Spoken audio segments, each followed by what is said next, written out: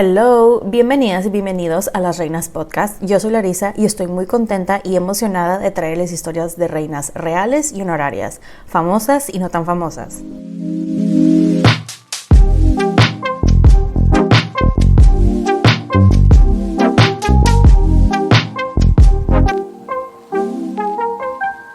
El día de hoy les estaré hablando de una reina de Inglaterra, condesa de Angulema y La Marche.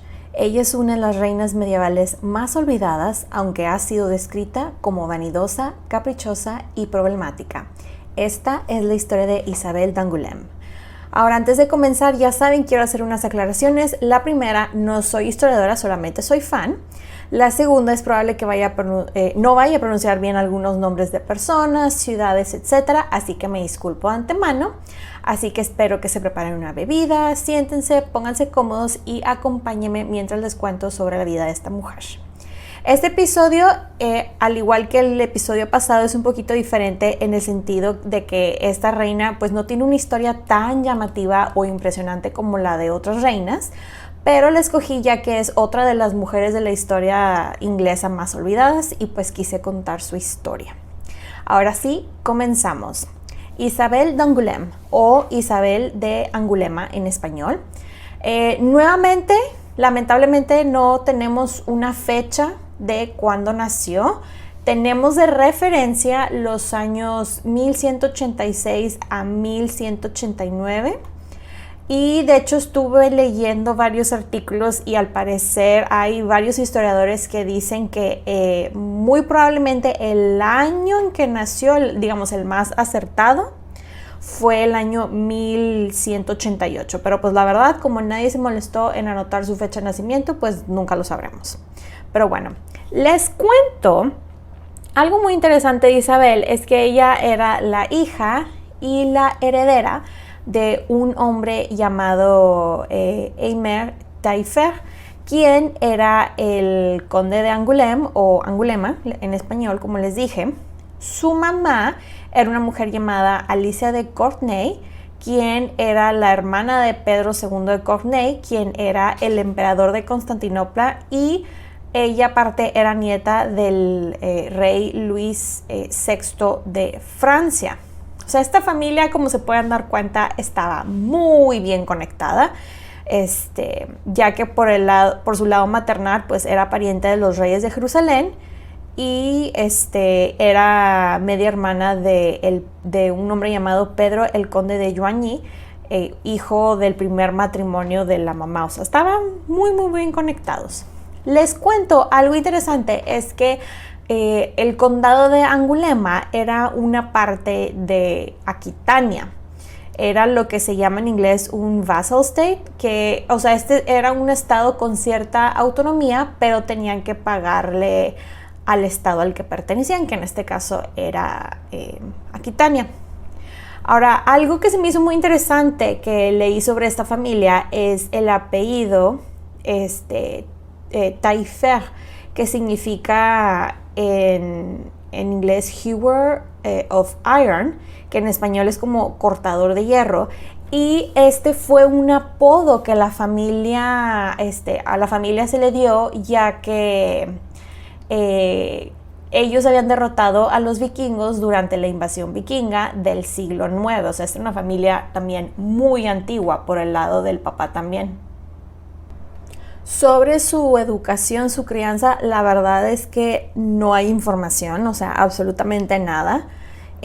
Pero pues lo que sí podemos deducir, al menos yo sí puedo deducir por todo lo que leí de ella, es que mínimo pues leer y escribir sí sabía, ya que escribió muchísimas cartas a sus futuros hijos. Entonces queda esa evidencia y tenemos eso como certeza. Fuera de eso, fue educada como las mujeres de la época de clase alta, pero muy probablemente sabía bordar, bailar y ese tipo de cosas. Les cuento que a sus muy grandes y maduros 9 años, la comprometieron con un hombre llamado Hugh o Hugo IX de Lusignan, quien era el conde de La Marche. Algo muy importante que quiero mencionar es que tal vez tenía 9 años, ya que realmente no sabemos si tenía 9 años o no, ya que no tenemos una fecha de nacimiento exacta, pero bueno. Fun fact que creo que se los he mencionado en otros episodios es que en aquellos tiempos la edad de matrimonio para mujeres era, en este caso, bueno, de niñas, era 12 años.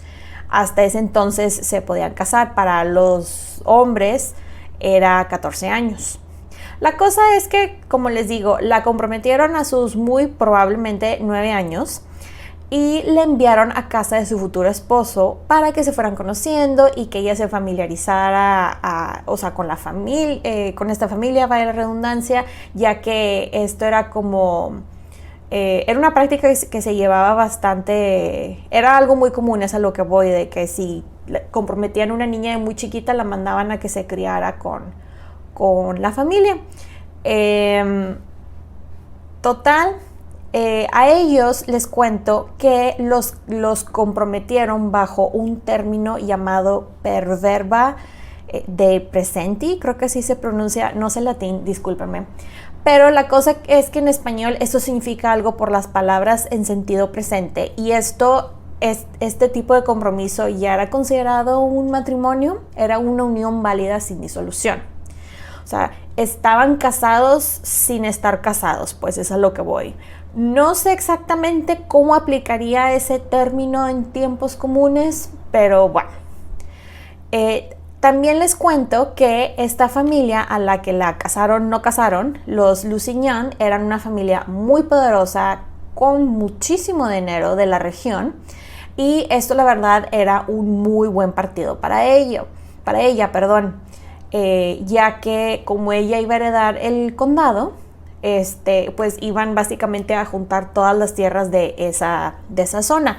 Obviamente, algo muy importante que les quisiera decir es que la familia real inglesa, para mantener a los Lusignan de su lado, les dio la región esa de La Marche. Con esto, como les digo, con este match, Hugo, el futuro esposo, se convertiría en el duque, aparte del duque de La Marche, conde de La Marche, el conde de Lusignan, que es el apellido de ellos, y Angulema, algo que esta familia pues le interesaba bastante. Pero esto no le convenía a Inglaterra, en especial al rey John o Juan de Inglaterra, ya que era mucho poder en una región que les pertenecía a ellos, porque estos condados estaban en Aquitania, perdón.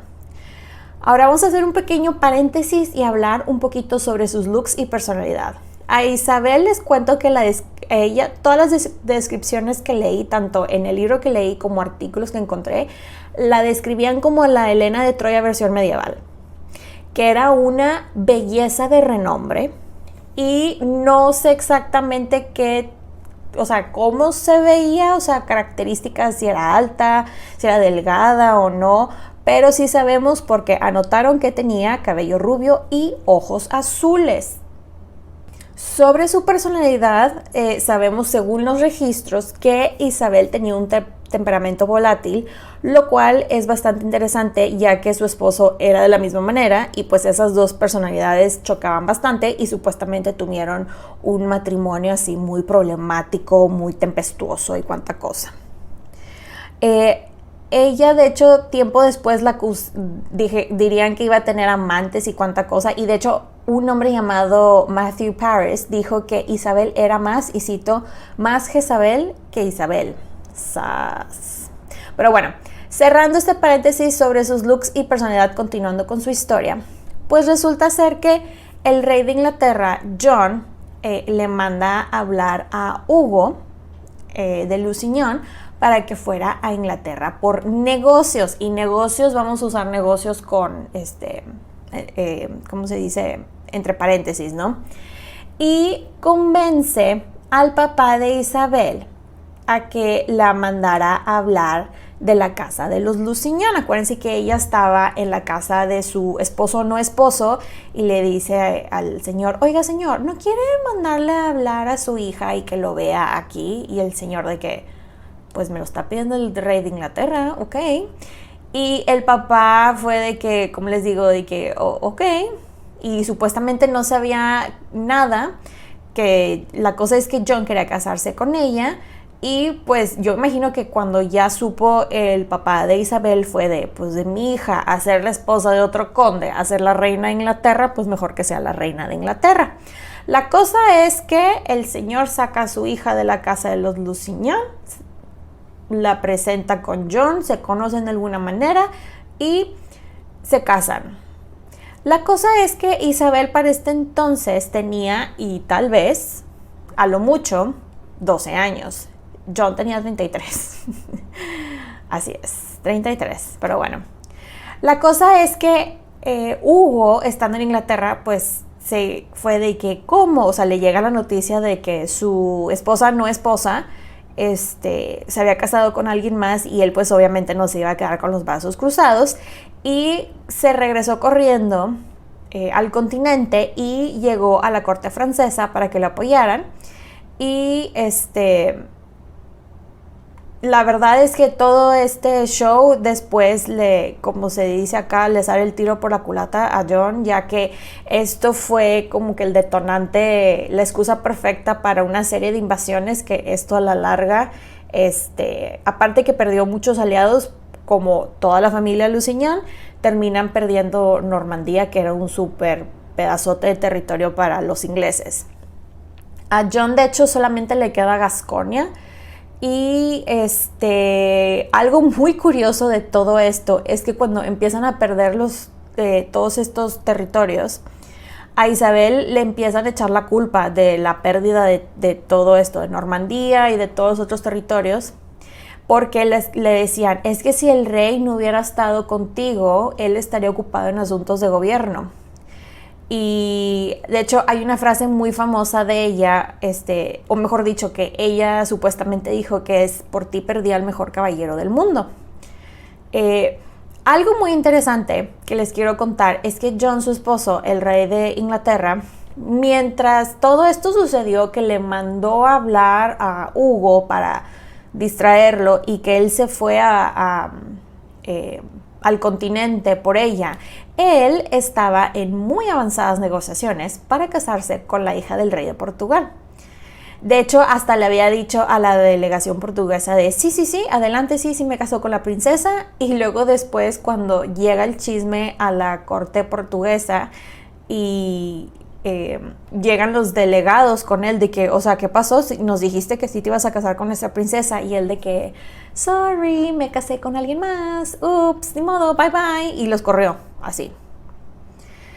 Algo también muy interesante que les quiero contar es que este era el segundo matrimonio para John, ya que él había anulado su primer matrimonio con Isabel de Gloucester, usando la excusa de por estar emparentados dentro de los grados prohibidos, que, seamos honestos, todos eran parientes y aún así se casaban. Ahora, no sé si les suena el nombre de Gloucester. Isabel era la nieta del medio hermano de la emperatriz Matilda, Robert.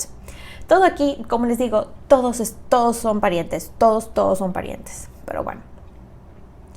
Y como les digo, John tenía 33 años y se casó con una niña de tal vez 12 años, que porque era una mujer muy bella y que no podía contenerse y que cuánta cosa. Les cuento que ellos se casaron, ya la fecha exacta es el 24 de agosto del año 1200 en la catedral de Burdeos por el arzobispo, y ella fue coronada como reina de Inglaterra el 8 de octubre en la abadía de Westminster. Algo que les quiero comentar que también se me hizo muy interesante de esta historia es que, al igual que con Berengaria, quien fue la reina antes que ella, John realmente no tenía ninguna intención de darle poder a Isabel. Ese papel, el de reina, con todas las responsabilidades que conlleva, era para su mamá Leonor. Él era así de, mamá, tú encárgate, hazlo por mí, por favor. Y de hecho, después de la boda, lleva a Isabel a conocer a su mamá y la instala en uno de sus castillos.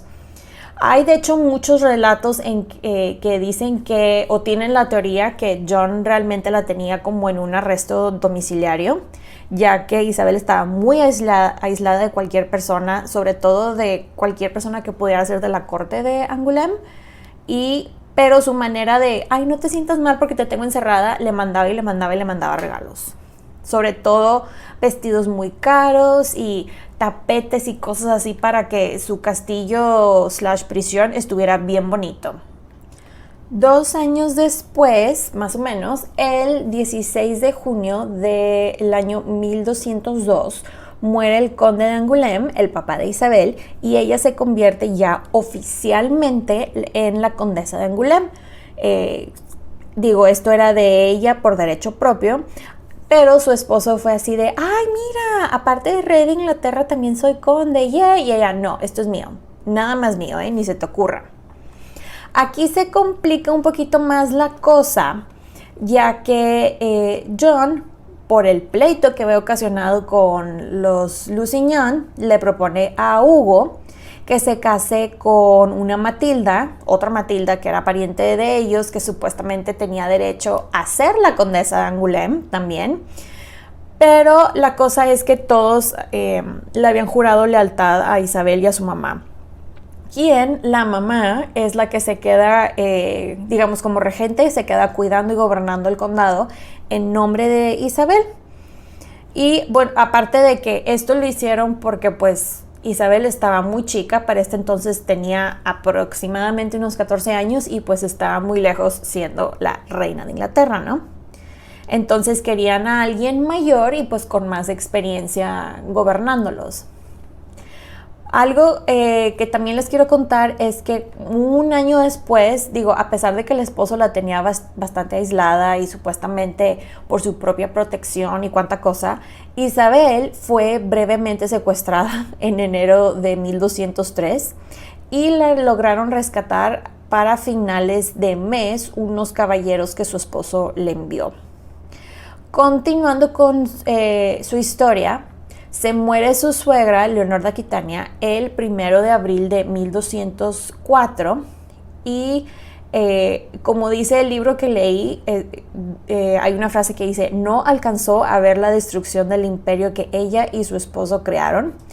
La verdad es que muere Leonor y a partir de ahí todo se empieza a ir abajo.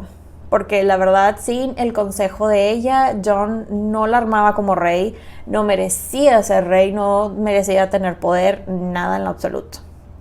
Después, en el año 1204, anotaron, porque me dio mucha risa esta referencia, que John se lleva a Isabel a pasar Navidad juntos en uno de los castillos que le quitó a su primera esposa, porque ese es el tipo de persona que es John. En este tiempo es cuando oficialmente pierden Normandía y aquí es que les digo que la gente se les fue encima a Isabel, porque obviamente no le podían decir nada al rey, pues se iban a ir contra ella, ¿verdad? Y hay supuestamente una frase muy famosa que John le dijo a ella, que era de que mira todo lo que he perdido por ti, y fue cuando ella le contestó, lo de por ti he perdido al mejor caballero del mundo, que les mencioné anteriormente. Vamos a hacer una pequeñita pausa para contarles sobre John, el esposo de Isabel, el rey de Inglaterra, porque la verdad, como dicen aquí en mi rancho, era una fichita este hombre, por decirlo de forma muy amable. Él, la verdad, le encantaba compartirse. De hecho, hay relatos que dicen que él, y cito, le quitaba la virginidad a las hijas de sus nobles y tomaba las esposas de sus nobles. No había mujer que se salvara si pasaba enfrente de él y él la deseaba, ya que se llenaba de gran lujuria que la tenía que tener. Así es.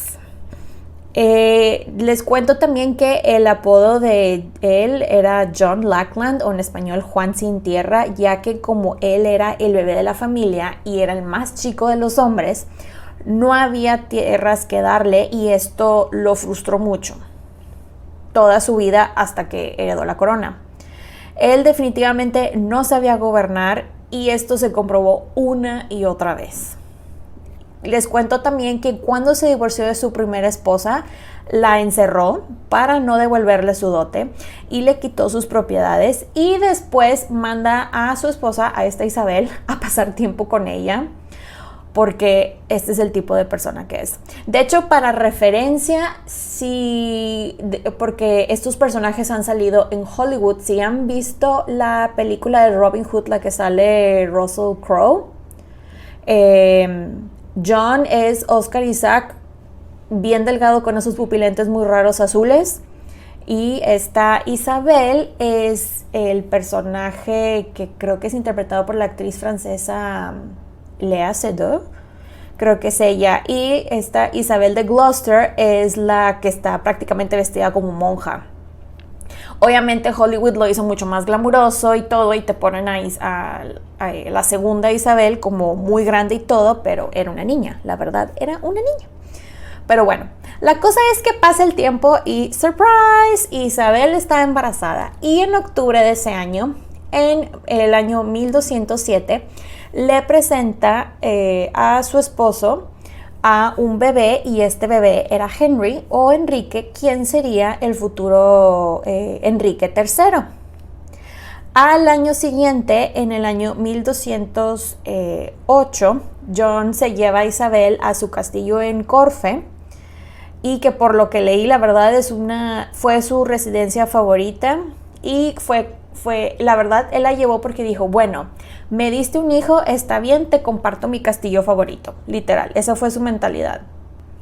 Si pusieron atención en el capítulo pasado, que se acuerdan que les mencioné que Berengaria le pidió ayuda al Papa para que John le diera lo que le correspondía, y pues les cuento que el Papa le volvió en este tiempo, entrando un poquito más de detalle, fue de que, oye John, dale a Berengaria lo que le debes, John, dale a Berengaria lo que le debes. Y aparte, en una de esas cartas de dale a Berengaria lo que le debes fue, queremos que vengas a Roma. Y John de que, listo.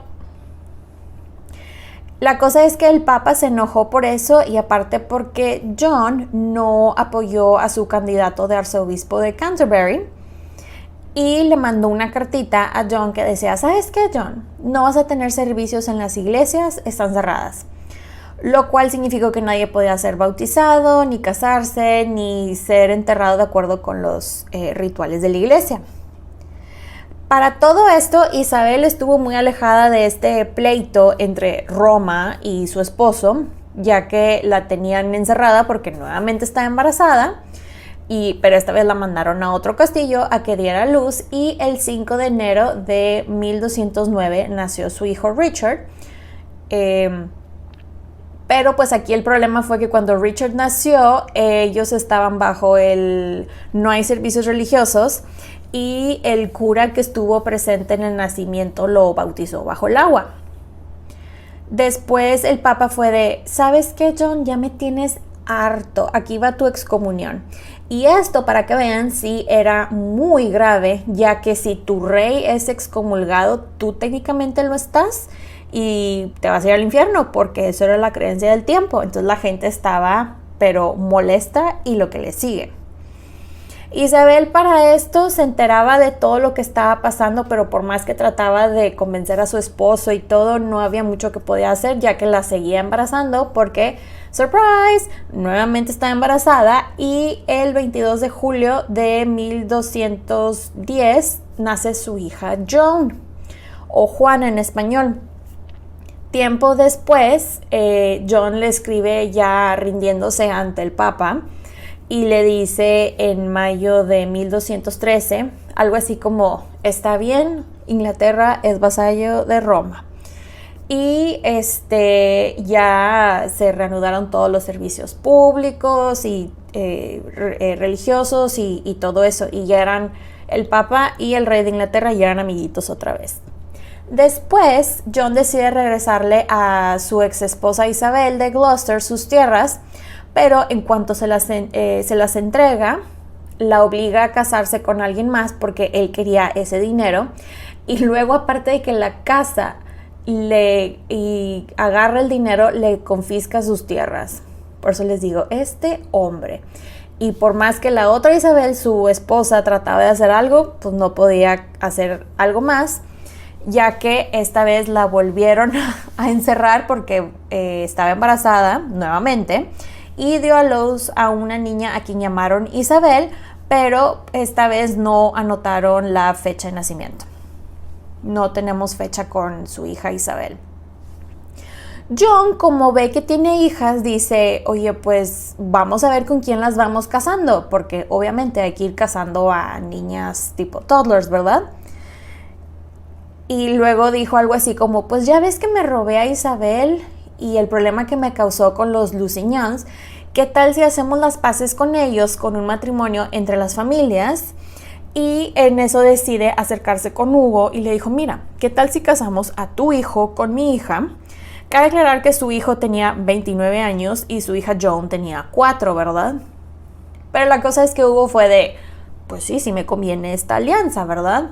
Con la familia ya real inglesa, ya para dejar de pelearnos y todo. Entonces, él e Isabel acompañan a la pobre Joan a Francia a entregarla a su futura familia política para que igual se criara y estuviera familiarizada con las costumbres, tradiciones y pues la familia, ¿no? Porque eso era así como le tocó a la mamá por un muy breve tiempo.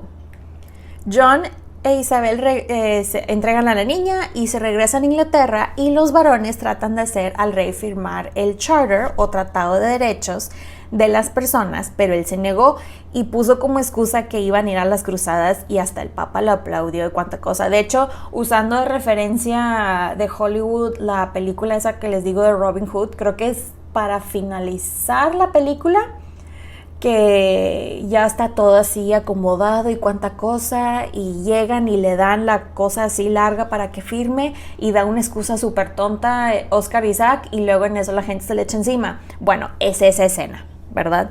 Bueno, cabe aclarar, no Oscar Isaac, el personaje que él interpreta, que es John, John del que estamos hablando. La cosa es, regresando a Isabel, que ella vuelve a quedar embarazada y John la tiene que esconder porque los varones se pusieron bien bravos con él y fue o firmas y garantizas nuestros derechos o hay una guerra civil en contra tuya. Y la cosa, y pues ya se imaginarán qué fue lo que pasó, ya que Isabel la manda, de hecho manda a su esposa Isabel con Isabel de Gloucester para tenerlas a las dos protegidas. Y supuestamente muchos historiadores dicen que la mandó ahí como castigo por adulterio, ya que hay un relato de un caballero llamado Robert, que era de Londres. Esta persona se inventó un relato que dijo que, y cito, ella odia a su esposo John y ha sido culpable de incesto, brujería y adulterio, y el rey mandó traer a sus amantes para que los ahorcaran en la cama de la reina, y que era una mujer diabólica. Agregó eso para rematar. Pero, como les he dicho muchas veces en muchos episodios, o eres bruja o eres lo que empieza con P y termina en Uta. Y en el caso de Isabel, era de las dos. Ella la acusaron de las dos cosas. No hay ninguna evidencia así en lo absoluto de que el rey la encerrara por cometer adulterio, pero simplemente ese fue el chisme de la época y porque ella estaba embarazada todo el tiempo, pero pues ella estaba embarazada todo el tiempo porque su esposo la embarazaba todo el tiempo. Al final, ella en abril de 1215 da a luz a su hija Leonor y por alguna razón, igual que su hija pasada, no registraron la fecha de nacimiento de su niña. Algo muy interesante que sí me gustaría mencionar de lo de las referencias y las historias, que si fue incesto o no. Yo la verdad no creo que se amaban John e Isabel, pero también leí muchas referencias y en el libro que leí decía que varios historiadores han encontrado cartas que John le escribía seguido a Isabel para preguntarle cómo estaba de salud, cómo estaban los niños, le enviaba comida, cosas que cazaba, cosas por el estilo. vaya, no me da la impresión que se odiaran. Yo digo que eso era mucho más chisme de lo que realmente era cierto. Pero bueno, ese mismo año les cuento en que nació su hija Leonor, que esta es la bebé número 5 y la última.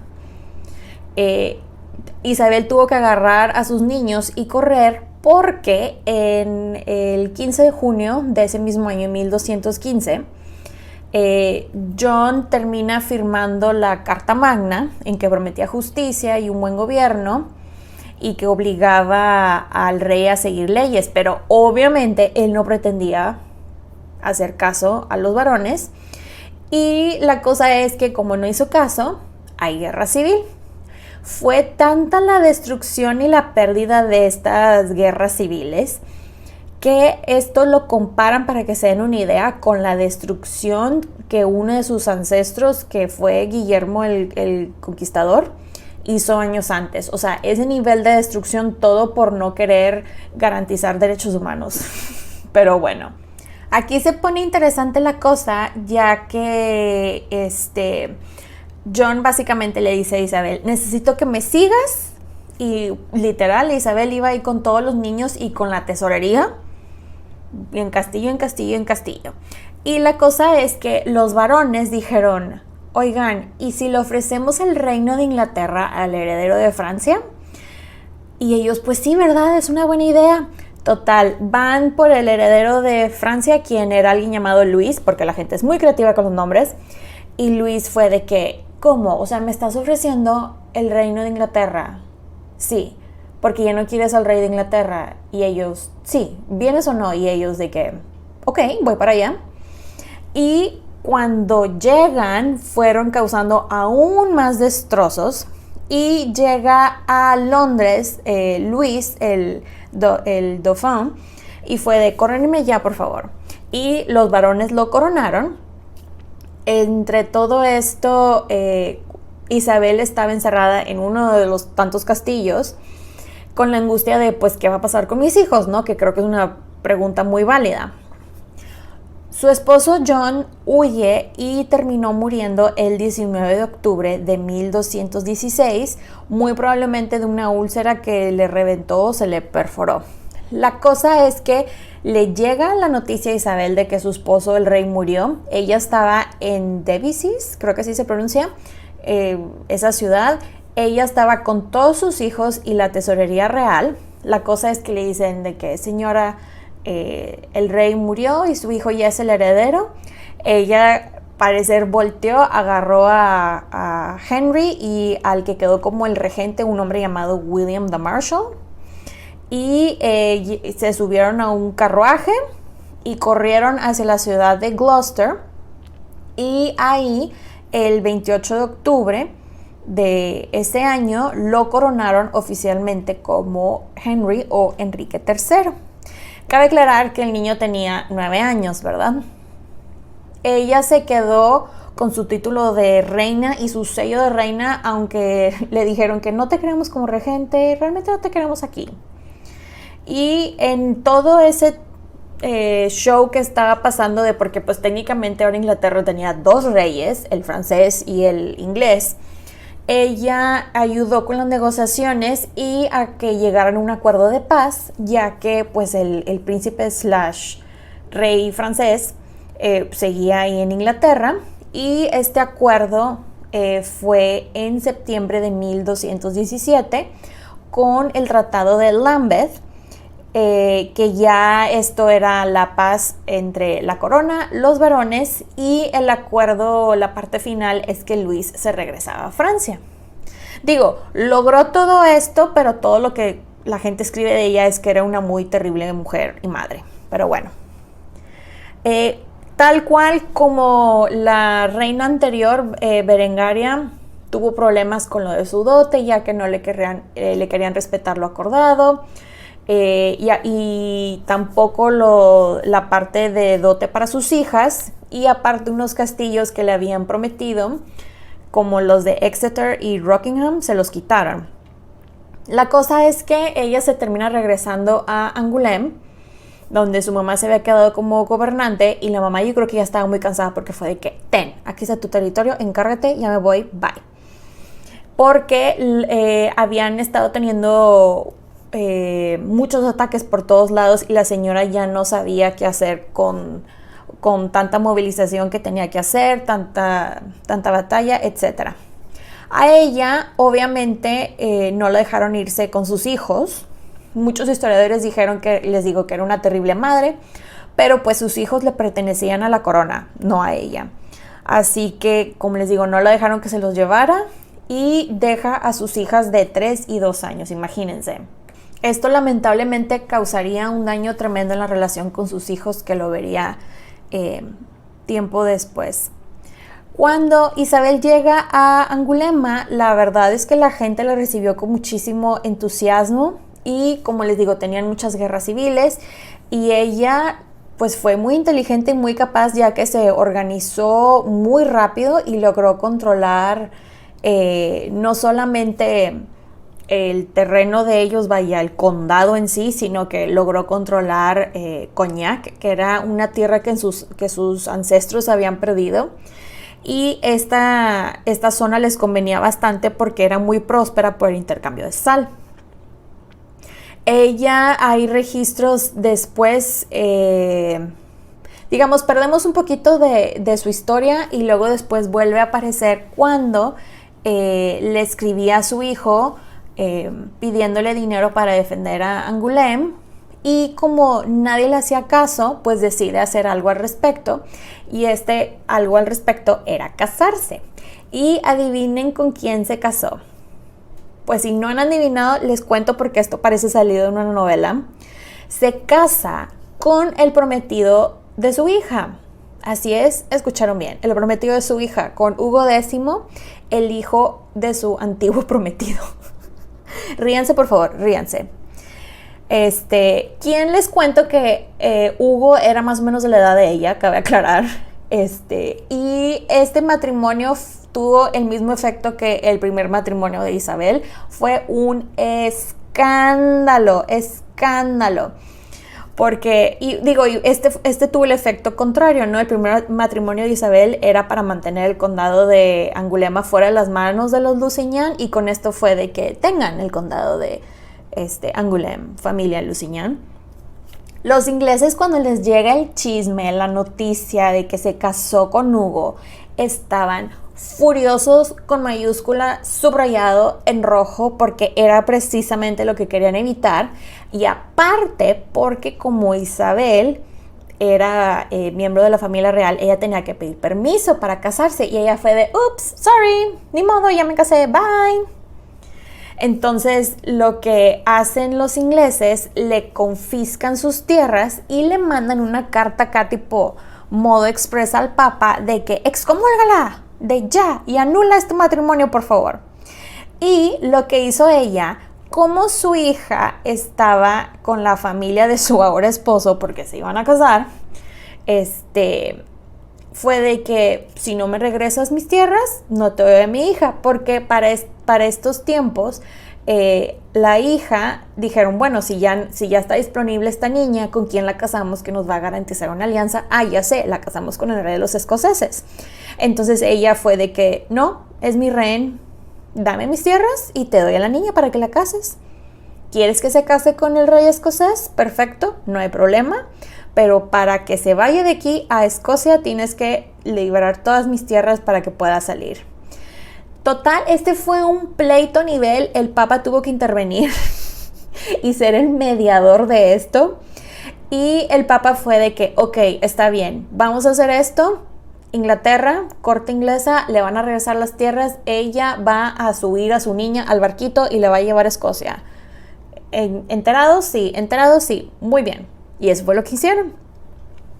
Algo, la verdad, que sí me gustaría mencionar, que me llamó mucho la atención de la historia de Isabel, es que ella realmente era leal a ella misma y a sus intereses. Y ella hasta en un punto decide cambiar de lealtad al bando que le convenía, y aun cuando esto fuera en contra de su hijo el rey. Digo, no estoy diciendo que cambiar de bandos esté bien, pero seamos honestos. ¿Cuántas veces no hemos leído en la historia, a lo largo de la historia, que hombres lo hacen y nadie les dice nada? Pero si una mujer lo hace, siempre es de que traidora y mentirosa y bla, bla, bla, ya saben. Les cuento que Isabel fue una mujer increíblemente fértil, ya que, ¿se acuerdan que les dije que de su primer matrimonio tuvo 5 hijos? Pues con Hugo tuvo 9, o sea, 14 hijos en total. Con Hugo, para no entrar tantos detalles, les cuento, sus hijos fueron Hugo onceavo, Eimer, Agnes, Alicia, Guy, Jeffrey, Guillermo, Margarita e Isabel. Esos fueron sus 9 hijos. Tiempo después, en una de las invasiones de Inglaterra en Francia, Isabel volvió a ver a su hijo, el rey de Inglaterra, por primera vez en 13 años, una cosa así. Fue al parecer como una reunión bastante, pues incómoda, ¿no? Porque tenían tanto tiempo de no verse. Luego, en 1241, Isabel fue convocada a la corte francesa con su esposo para jurar lealtad al hermano del rey Luis IX de Francia, un hombre llamado Alfonso, a quien le habían dado el condado de Poitou, y la madre de este Alfonso, quien era la reina viuda de Francia y prima del rey Juan, de John, fue así de que, ay, ¿tú quién eres, Isabel? Que no sé qué. Entonces Isabel tenía un súper odio a esta mujer, a esta Blanche, ya que ella aparte había apoyado la invasión francesa en Inglaterra en 1216. Entonces estaba así de que, te odio. La cosa es que Isabel estaba muy enojada y empezó a conspirar activamente en contra del rey de Francia, ella y el esposo. Y les cuento que hicieron una colaboración con su yerno, un hombre llamado Raimundo VII de Toulouse, para rebelarse en contra del rey de Francia. Pero esto fue un super mega epic fail, super fracaso, que terminaron corriendo. Algo que sí, les digo que hay muchos registros de cartas de ella con el hijo. La mayor parte de las cartas que sobreviven era que ella le escribía a su hijo el rey para pedirle dinero. Y sí hay registros de que los hijos de ella de su segundo matrimonio sí trataban de sacarle todo el provecho posible a sus hermanos, los príncipes de Inglaterra. Después, en un super plot twist en la historia de Isabel, resulta ser que arrestan a 2 cocineros reales por intentar envenenar al rey de Francia en el año 1244. Supuestamente, al interrogar a los cocineros, ellos confesaron que Isabel les pagó para que envenenaran al rey. Le avisan a Isabel que iban por ella para encerrarla y juicio y todo eso, y ella así de que nope, y agarra sus cosas y se va corriendo a la abadía de Fontevraud, creo que se pronuncia así. Dijo, prefiero hacerme monja para que no me puedan enjuiciar, y eso fue lo que hizo, se hizo monja. Ahí se quedó en la abadía unos 2 años hasta su muerte el 31 de mayo de 1246. Ella, les cuento que fue enterrada por petición suya por el arrepentimiento de sus pecados en el cementerio común de la abadía. Y de hecho, en una visita de su hijo, Enrique III, él preguntó que dónde estaba enterrada su mamá, y estaba muy sorprendido que ella la pusieron en el cementerio común, ¿no? Y pidió que la exhumaran, y de hecho él mismo participó en esa actividad. Y la movieron para el interior el interior de la abadía, y de hecho la enterraron junto a John, su primer esposo, y sus suegros Enrique II y Leonor de Aquitania. Su segundo esposo murió 3 años después de ella en una de las cruzadas. Su hijo lo sucedió como conde de la Marche y Angulema en 1249, y muchos de sus hijos, la verdad, la mayoría, se fueron a Inglaterra a buscar puestos en la corte de su hermano, el rey de Inglaterra. Ahora hablemos un poquito de su legado. Ella, la verdad, es una de las reinas medievales más olvidadas, tiene una muy fea reputación. No hay mucha información de ella, es la verdad, pero creo yo que a diferencia de muchas otras reinas, pues no dejó castillos o iglesias, solamente nos dejó su historia, que pues ha sido bastante manipulada, y obviamente su descendencia. Y pues esta vez no tengo frase con que despedir el episodio, pero espero que les haya gustado muchísimo. Bye. Pueden encontrar los episodios de Las Reinas Podcast en diferentes plataformas como Spotify, YouTube, Apple Podcast y Amazon Music. Y también están mis diferentes redes sociales como @LasReinasPodcast para Facebook e Instagram y @LasReinasPod en Twitter. Recuerden suscribirse, darle like, activar la campanita para recibir notificaciones, descargar los episodios y compartirlos. Incluso pueden dejar su rating y review. Muchas gracias por escucharme y por apoyar a este podcast. Nos escuchamos en 2 semanas. Bye.